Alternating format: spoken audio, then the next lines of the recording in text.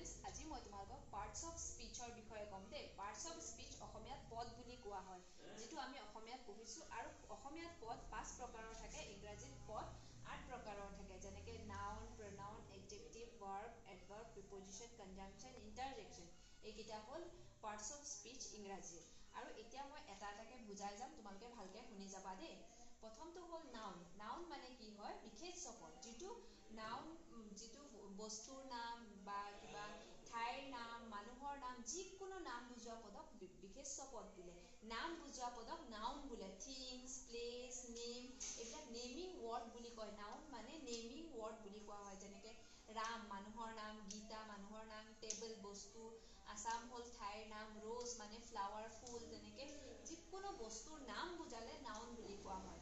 তাৰপিছত হ'ল pronoun। pronoun মানে কি হয়? সৰ্বনাম পদ, অসমীয়াত সৰ্বনাম পদ বুলি কোৱা হয়। pronounটো হ'ল নাউনৰ সলনি ব্যৱহাৰ হোৱা পদক pronoun বোলে। it replaces noun, মানে pronounে নাউনক ৰিপ্লেচ কৰি নাউনৰ সলনি ব্যৱহাৰ হয়, যেনেকে he, she, they, go, নাউনৰ সলনি আমি he, তাই ব্যৱহাৰ কৰো নে নকৰো, সেইকেইটা হ'ল pronoun। নেক্সট আহিলে adjective। adjective কি হ'ল? adjective হ'ল বিশেষণ পদ। বিশেষণ পদ মানে কি হ'ল?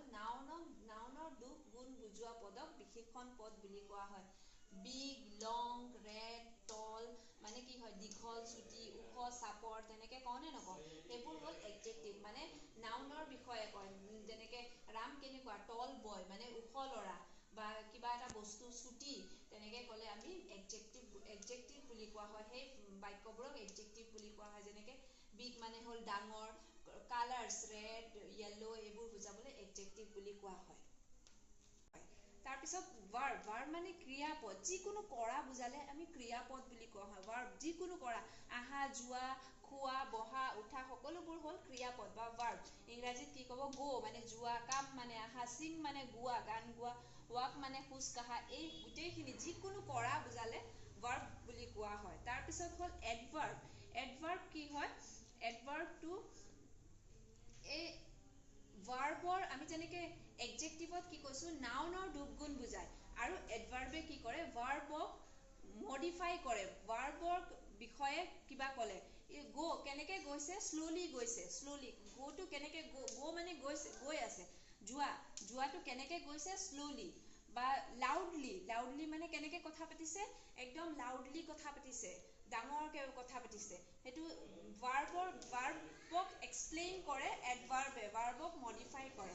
sweetly, এই ly থকা শব্দবোৰ তোমালোকে জানিবা যে adverb হয়। তাৰপিছত আহিল preposition। preposition কি হয়? add, on, to। preposition কি হয়? যিবোৰ ভাৰ্বৰ আগত বহে, যেনেকে add ওপৰত, on, add মানে প্লেচ ঠাইৰ নাম, আমি নিৰ্দিষ্ট ঠাইৰ নাম বুজালে add, on মানে ওপৰত, তেনেকে আমি এইবোৰ প্ৰিপজিচনবোৰ ব্যৱহাৰ কৰোঁ। তাৰপিছত conjunction। conjunction মানে কি হয়? দুটা শব্দক জইন কৰা, লগ লগোৱা পদক আমি conjunction বুলি কোৱা হয়। conjunctionে কি কৰে? দুটা শব্দক লগ লগায়, যেনেকে but, and মানে আৰু, but মানে কিন্তু, তেনেকে যিকোনো দুটা বাক্যক লগ লগালে conjunction বুলি কওঁ। তাৰপিছত আহিল interjection। interjection আমি যিকোনো আমাৰ মনৰ, যেনেকে আমি বহুত ফূৰ্তি লাগিলে wow এনেকে কওঁ নহয়, আচৰিত হোৱা বা কিবা ফূৰ্তি লগা, দুখ লগা, এইবোৰ বুজাবলৈ আমি interjection। interjectionত তোমালোকে এই চিহ্নটো দেখিছানে? এইটো দেখিলে তোমালোকে গম পাবা যে এইটো interjectionৰ শব্দ বাক্য হ'ব বুলি গম পাবা। বুজি পাইছাই চাগে এই সকলোখিনি? পাইছা নাই? মই আকৌ এবাৰ কৈ দিছো চোৱা। নাম বুজোৱা পদক noun বুলি কোৱা হয়। নাউনৰ সলনি ব্যৱহাৰ হোৱা পদক pronoun বুলি কোৱা হয়। তাৰপিছত adjectiveে কি কৰে? নাউনৰ দুখ গুণ বুজোৱা পদক adjective বুলি কোৱা হয়। তাৰপিছত verb মানে ক্ৰিয়া হয়, যিকোনো কৰা বুজালে verb বুলি কোৱা হয়। তাৰপিছত verbক মডিফাই কৰে, verbৰ বিষয়ে, verbe কি কৰি আছে, কেনেকে কৰি আছে, সেয়া বুজাবলৈ loudly, slowly, sweetly adverb হয়। preposition ঠাই ক'ত আছে, সেয়া স্থান, সেইবোৰ বুজাবলৈ preposition ব্যৱহাৰ কৰা হয়। conjunction joining word, দুটা শব্দ বা দুটা বাক্যক জইন কৰে। interjection সুখ দুখ, এইবোৰ বুজাবলৈ interjection ব্যৱহাৰ কৰা হয়। এইখিনি হ'ল parts of speech। বুজি পাইছা চাগে? কিবা বুজি পোৱা নাই যদি তোমালোকে লিখি ক'ব পাৰা।